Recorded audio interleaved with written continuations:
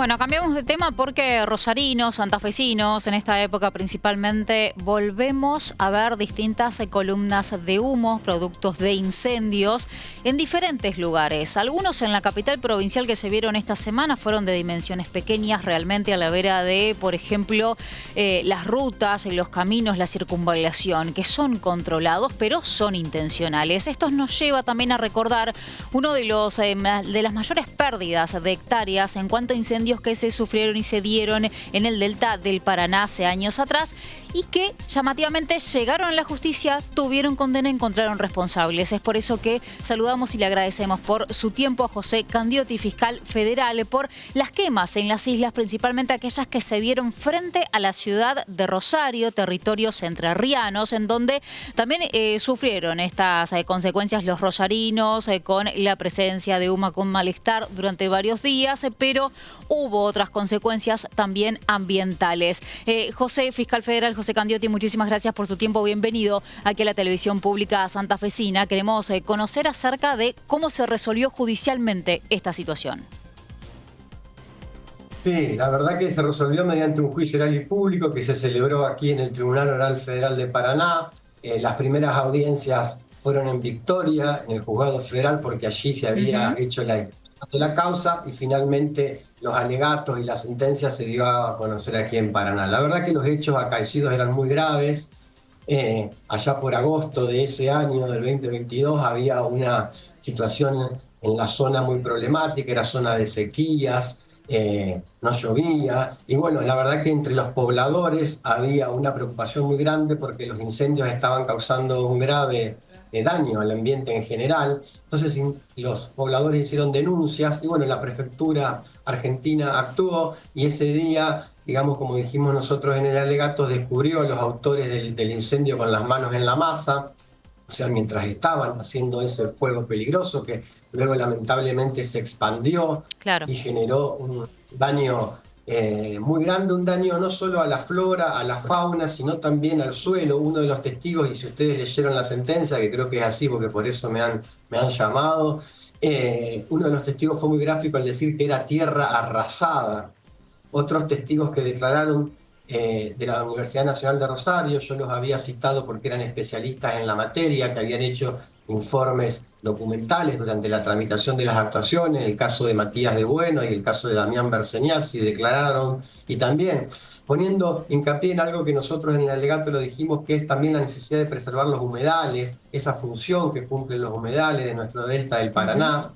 y la necesidad justamente de preservar el medio ambiente, que además es una manda constitucional, porque eso yo también insistía cuando hacía el pedido de pena, de que el constituyente en la reforma del 94 estableció en el artículo 41 de la Carta Magna justamente la necesidad de preservar el medio ambiente de como un derecho humano de las generaciones futuras, y entonces, digamos, tenía que aplicárselo a esta causa donde se había generado un daño terrible, más de 1000 hectáreas, y además un daño a la salud de la población, porque eso también Sí. que afectó no solo a Ríos, a Santa Fe, sino también afectó a Buenos Aires, y eso estuvo probado no solo por informes documentales, que ya eran una prueba importante, sino por la importante prueba testimonial que se rindió durante los 2 meses, más de 2 meses de juicio. Ahí los testigos, con nombre y apellido y declarando bajo juramento, pusieron de manifiesto el daño que se le había generado a la salud de la población, problemas asmáticos, problemas respiratorios, problemas de las personas embarazadas. Por eso es que la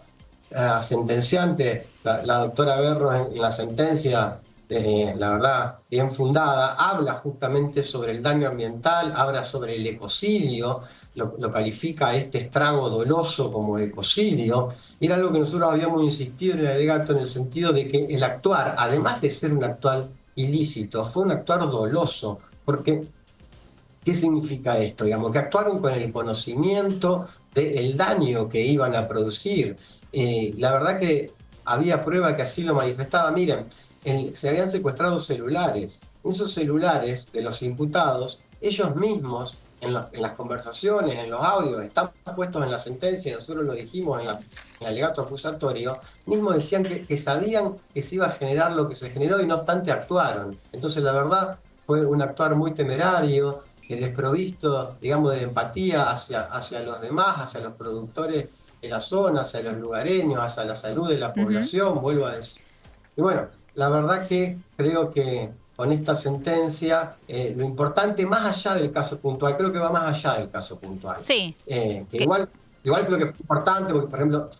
Matías de Bueno, especialista en la materia, dijo que él esperaba que se encuentren los responsables, pero yo voy más allá, y lo dije en mi alegato, digo, espero que el derecho penal, nosotros siempre decimos de que más allá de proteger bienes jurídicos, y acá estaba la protección de la seguridad de los bienes en general y la salud de la población, pero también tiene una función de prevención especial y de prevención general. Entonces, ojalá que esto sirva, por un lado, a la población para tomar conciencia de la importancia de nuestro delta del Paraná,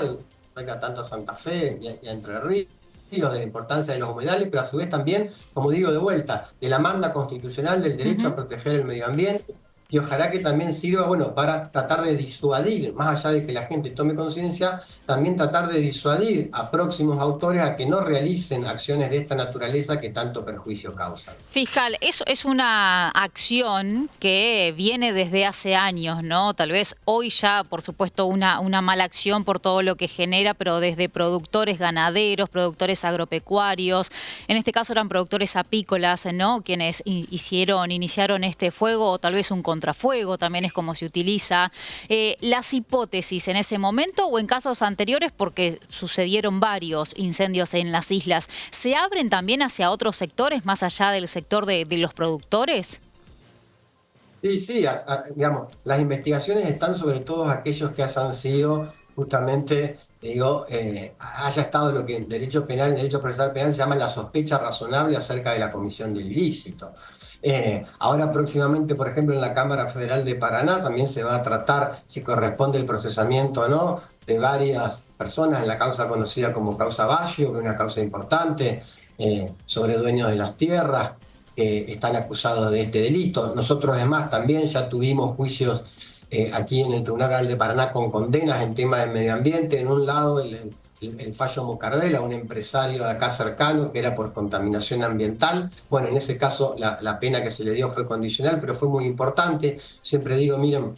en la revista de publicación Rubinsal Cunzoni, que es una revista de publicación jurídica bastante importante y que se lee mucho en la zona, justamente salió comentarios de especialistas en la materia, del doctor Aboso, ponderando ese fallo del Tribunal Oral de Paraná, diciendo esto de la toma de conciencia de que el delito ambiental también debe ser castigado, también debe ser perseguido y sus autores no deben quedar impunes. También tuvimos el fallo Herrera anteriormente, que este era también sobre quemas en el delta del Paraná, y bueno, yo lo que espero es que las investigaciones sigan avanzando, y justo el día, mire, que se dio a conocer esta sentencia, era el día anterior a que se celebre el Día Internacional contra la Trata de Personas. Bueno, yo había tenido el gusto que me invitaran a exponer aquí en Paraná, el Ministerio de Seguridad había organizado una jornada de trata, vino la hermana Peloni, con quien compartí panel, y yo decía, bueno, hacía un parangón con el delito de trata en el sentido de que hace muchos años, porque recordemos que en la Argentina no existía el castigo al tratante, fue en el 2008 la primera ley y a fines del 2012 la reforma legislativa que estableció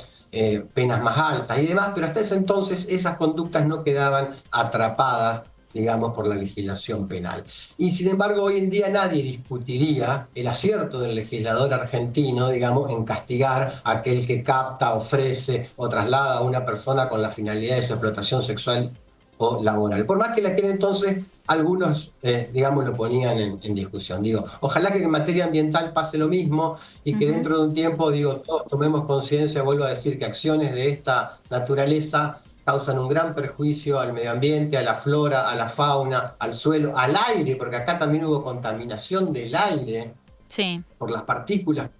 Entonces digo, ojalá que todos tomemos conciencia, vuelvo a decir, y que estos hechos no se vuelvan a repetir. En aquel momento se requirió el trabajo total de 100 brigadistas, 10 aeronaves, 3 hidrantes, 5 helicópteros para el despliegue de personal, un helicóptero de Buenos Aires. Voy a todo ese movimiento que se tuvo que hacer, ese trabajo para intentar que el daño sea el menor posible por más que se haya ido totalmente y 6.000 hectáreas se fueron las que se quemaron, esa vegetación tan importante del delta del Paraná. Estos fallos, ¿también se tiene en cuenta eso de resarcir también a estas agrupaciones, instituciones que trabajan para esto, o desde el lado ambientalista como para intentar recuperar también el lado que fue dañado?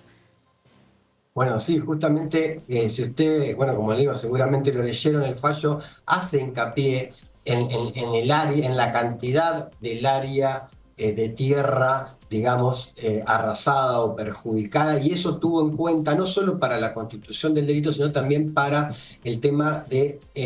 la magnitud de la pena. Nosotros, cuando pedimos en este caso pena efectiva de prisión, justamente hicimos consideración en la magnitud del daño causado. Yo cité al procurador Esteban Rigui, que en su manual de derecho penal dice justamente que una de las primeras cuestiones para tener en cuenta para individualizar la pena dentro de lo grande que, digamos, en nuestro derecho penal argentino existen en las escalas penales mucha diferencia entre los mínimos y los máximos. Entonces, bueno, yo hice hincapié con el doctor Podaini, justamente en el alegato, en la magnitud del daño causado. Y esa magnitud de daño causado, una de las circunstancias que llegaban a sostener esta aseveración era la extensión, como usted bien dice, de tierra. Bueno, y a su vez los informes que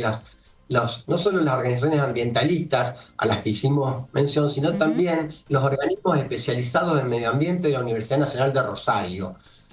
Nosotros pusimos especial énfasis en esos dos informes, y no solamente en los informes, sino, le vuelvo a decir, sino en las testimoniales, que con total fundamento y con total solvencia, tanto Matías de Bueno como Damián Berseñasi se habían explayado acerca de la magnitud del daño causado. Bueno, y la doctora Berro en la sentencia lo tiene en consideración, y justamente por eso,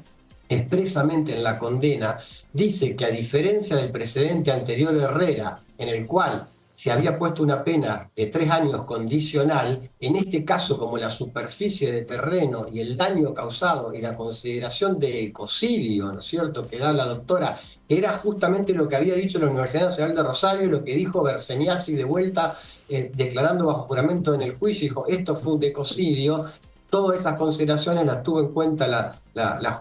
doctora Berro para dictar la sentencia y ponerle esa pena en efectivo de prisión. Fiscal, muchísimas gracias por su tiempo, por ser tan claro, para volver a tomar otra vez esta noticia, este tema, ponerlo en tapete, porque volvemos a ver lamentablemente quemas, por lo menos lo que es en el territorio santafesino, y